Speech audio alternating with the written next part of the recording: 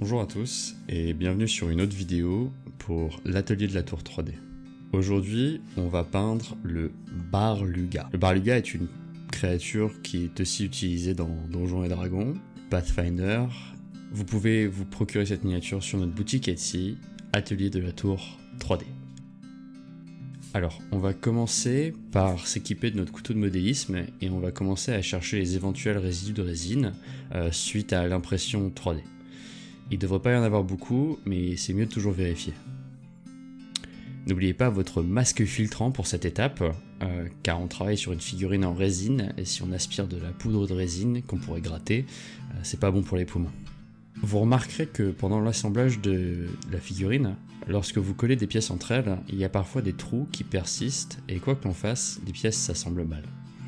Le moyen d'y remédier, c'est d'utiliser du green stuff. On peut aussi utiliser quelque chose qu'on appelle le milliput. C'est une sorte de pâte à modeler qu'on vient mélanger ensemble, on va remplir les trous, et une fois que les pâtes soient secs, vous verrez que c'est dur comme de la roche. Donc avant l'utilisation, on va mélanger les deux pâtes de couleurs différentes à parts égales. Pour mélanger efficacement les deux pâtes, faites-en une boule et roulez-la sur la table ou dans vos mains. Dès que la couleur obtenue est un vert foncé, vous pouvez commencer. Pour boucher les trous, il suffit d'introduire votre pâte à l'intérieur. Prenez un outil pour sculpter un minimum la pâte avant de la fondre avec les éléments adjacents. Par exemple, s'il y a de la fourrure, comme pour moi, on va essayer de sculpter de la fourrure en réalisant des traits un peu discontinus. En fait, essayez d'imiter la sculpture proche du trou pour lier vos deux morceaux et masquer la pâte. Une petite astuce, c'est d'utiliser de l'eau ou de la vaseline sur vos outils pour éviter que la pâte colle dessus. Maintenant que les pièces sont bien nettes, on va commencer avec la sous-couche. Alors pour cette étape, n'importe quelle peinture claire ou foncée fera l'affaire honnêtement. Moi-même j'ai choisi un peu une couleur entre les deux, Mechanicus Grey de Citadel, ou n'importe quel gris fera l'affaire. On va commencer avec la peau, donc j'ai utilisé mon airbrush pour mettre une fine couche de Mournfang Brown de Citadel. On prépare en gros les morceaux qui vont être sombres sur la figurine. Maintenant, on va continuer avec le airbrush et on va partir de la base et on va viser vers le haut pour faire un contre-highlight. Et cette fois-ci, on va utiliser du bleu.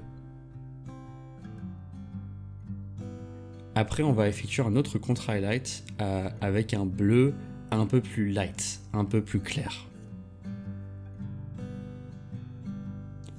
Et on va finir avec un dernier contre-highlight avec une couleur bien plus claire et toujours bleu.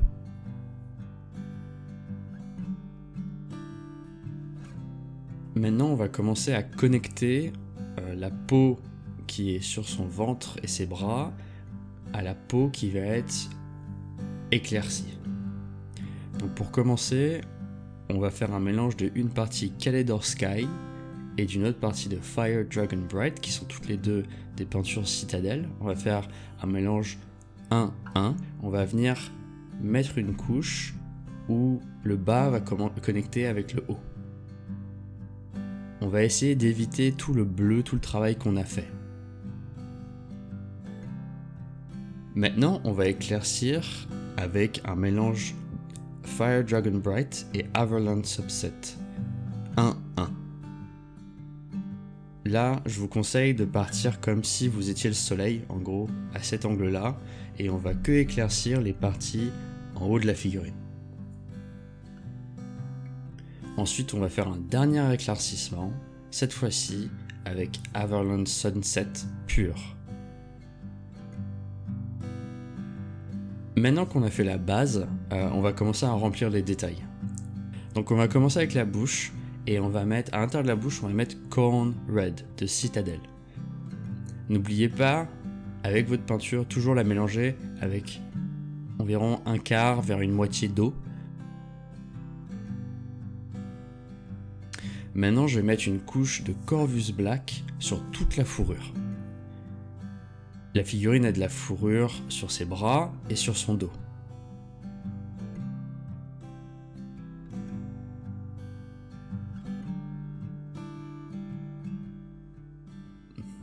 Ensuite, pour les os, on va utiliser une couche de Morghast Bone de Citadel.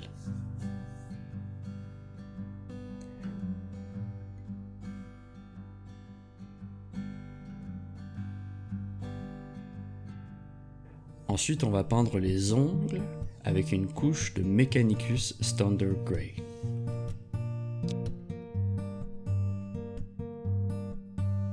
Maintenant, on va commencer avec les éclaircissements.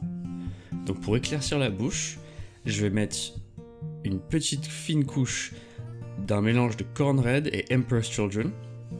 Et on va venir éclaircir les morceaux qui, on pense, seront touchés par le soleil, ou par la lumière en tout cas.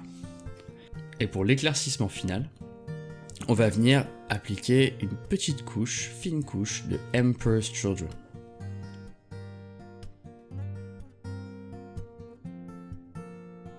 Donc maintenant, on va commencer à éclaircir la peau. Donc pour la peau qui est jaunâtre, j'ai utilisé un mélange de Vallejo Game Color Bone White avec Everland Sunset. Vous pouvez remplacer la peinture Vallejo avec un Ushabti Bone de Citadel si vous souhaitez, ou n'importe quelle couleur qui soit un peu pâle. Pour éclaircir la peau en dessous de notre figurine, donc sur le ventre et sur les bras, on peut utiliser une fine couche de Kalledor Sky. Pour les os, on va rajouter un lavis de Skeleton Horde par Citadel. Pour la fourrure, on va mettre un lavis de Agrax Earthshade. En attendant que ces deux lavis sèchent, je vais commencer la base. Donc pour la base, pour le socle, on va mettre une fine couche de Mournfang Brown sur toute la terre. Ensuite, pour tout ce qui est rocher, je vais mettre une base de Dawnstone. Maintenant, on va revenir aux os et on va éclaircir les os avec Ushabti Bones.